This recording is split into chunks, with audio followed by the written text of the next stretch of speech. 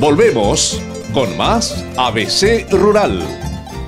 Muchas veces nos preguntan cómo se reproduce la mandioca.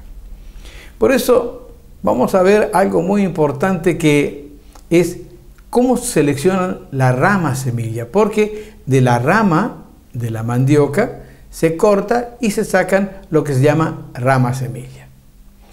Para ello vamos a hacer un trabajo muy lindo con alguien que sabe muchísimo de esto, que ha trabajado toda su vida en la producción de mandioca y es reconocido no solamente en el Paraguay, sino en el mundo entero, el ingeniero Julio Caballero, quien nos va a hablar de cómo se hace la selección de la rama semilla.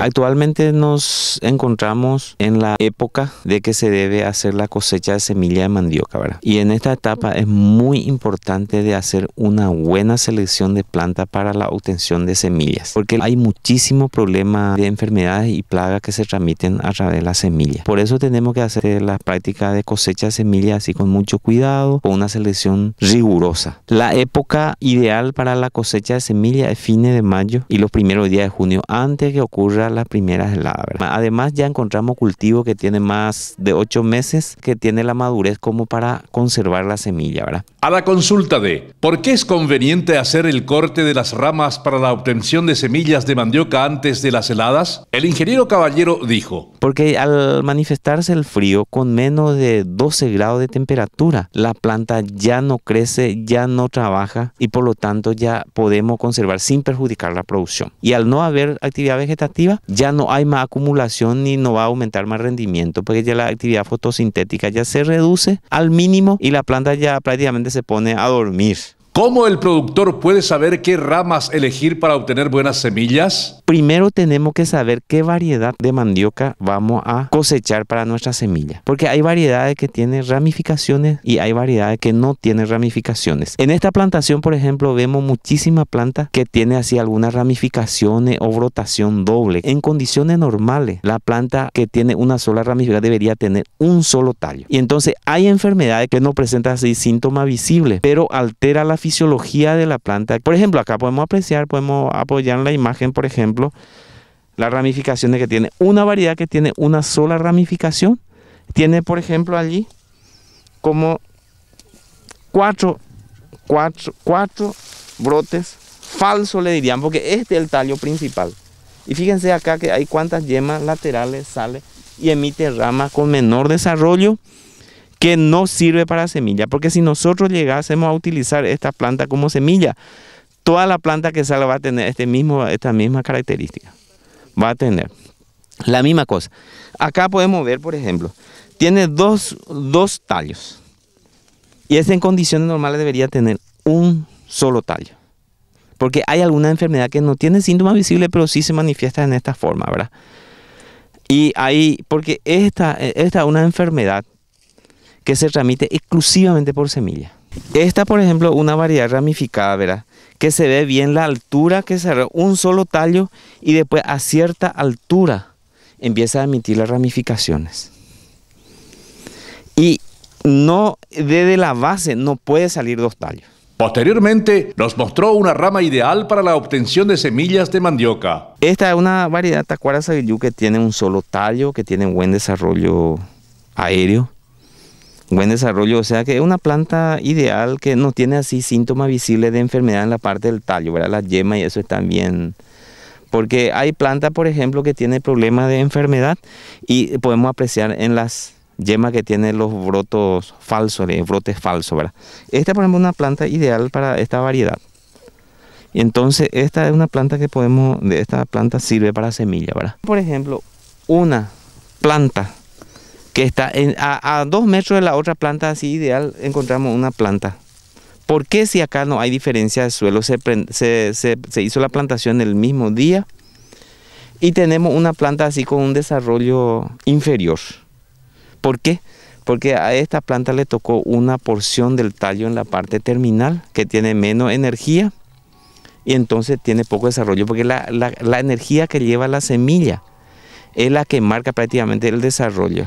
A la consulta de ¿cuánto tiempo tarda una planta de mandioca para poder tener una raíz buena y estar lista para la cosecha?, el profesional explicó. En nuestro país hay condiciones para el desarrollo y crecimiento de la raíz, que se da desde septiembre hasta mayo. Junio, julio y agosto como 3 meses, digamos, los meses más fríos. Hay 9 meses de condiciones para el desarrollo vegetativo. Y durante ese desarrollo vegetativo, ¿cómo ocurre? ¿Verdad? Los primeros tiempos del cultivo lo que hace es emitir las raíces que van a engrosar y desarrollar la parte aérea. Porque para la planta el principal es la parte aérea. Porque allí tiene la hoja y la hoja hace fotosíntesis y allí genera la energía que necesita para el cumplimiento de la fisiología de la planta. Y la raíz es un órgano de reserva, ¿verdad? El ingeniero Julio Caballero nos mostró en forma práctica las raíces que fueron mal seleccionadas, qué problemas dan y por qué. Esta planta, por ejemplo, se salió de la parte aérea. Acá está. Por ejemplo, se puede apreciar en la imagen, por ejemplo, de qué semilla se originó esta planta. Evidentemente, al fijar este diámetro y acá, este salió más en la parte terminal de esta parte, donde es la parte más fina. Y esta parte no es apropiada para preparación de estaca para la plantación. Su problema fue que se sacó de una rama que no bien conservada. Era la parte apropiada, pero prácticamente estaba seco. Porque brotó ya prácticamente en la última parte. Acá debería haber brotado. Entonces se debilitó también porque prácticamente se entregó una semilla seca. Y en la otra vamos a ver que es la que de menos producción.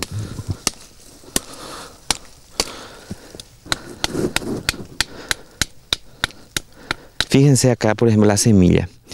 Viste que la médula cuando es muy grande, esta es porque es la parte terminal de la planta. Es la parte superior. Acá le puedo mostrar, por ejemplo, haciendo un corte. Una parte basal de un tallo. Podemos pillar acá que la médula es menos. Y acá se ve que esta es pura médula, fue esta semilla. Mira las raíces, ninguna raíz sirve para consumo. Este salió de esta parte, la parte del extremo. Acá pueden ver. Fíjense, pura médula. Pura médula. Entonces esta parte de la planta no sirve para plantación. No sirve. Porque no emite, no tiene reserva. Esta parte sí tiene más reserva. Esta parte. Por eso hay que usar esta parte nomás. Posteriormente nos trasladamos a otra finca en la zona de Cruce 6000 en el departamento de San Pedro, donde pudimos ver una comparación de rendimientos, una con semillas bien seleccionadas y otra con una semilla mal seleccionada. Acá en esta finca hemos instalado una parcela en donde comparamos, por ejemplo, la calidad de la estaca. Por ejemplo, en este vemos una planta de la estaca que se ha extraído de la parte apropiada del tallo. Y la otra, que es esta, por ejemplo, la estaca que se ha extraído de la parte que normalmente que usan los productores, que no es una parte recomendable. Y acá podemos apreciar que se sembró en el mismo día, en la misma condición, el mismo cuidado. La rama se hizo de la conservación como se debe hacer, así en forma parada, bien cubierta, bien cuidada. El mismo tamaño de estaca, en la misma condición. Y ustedes pueden apreciar acá la diferencia que hay en la producción, la cantidad de raíces y el tamaño de las raíces y de planta. Fíjense, por ejemplo, el desarrollo del tallo y el desarrollo del tallo, ¿verdad? De dos. Cómo la semilla marca diferencia, ¿verdad? Acá podemos ver en el desarrollo y en la producción de raíces. Y eso, si tuviéramos que pesar, acá en la balanza también se puede apreciar, por ejemplo, la diferencia de producción. Y eso, en estos resultados, lo que se basa nuestra recomendación para los productores, para que ellos usen la semilla apropiada, que haga un manejo de semilla, nosotros le llamamos. Allí entra de la selección de planta, conservación y preparación de la estaca para la plantación, ¿verdad? Este es el resultado acá que nos deja, por ejemplo, que exclusivamente se debe a la semilla, porque muchas veces a la gente se le mezcla por el tema suelo. Si en un suelo bueno igual va a producir bien. No es cierto. Una semilla de esta característica en suelo bueno igual va a producir así. Y una estaca buena se produce en suelo bueno, allí va a tener mejores resultados.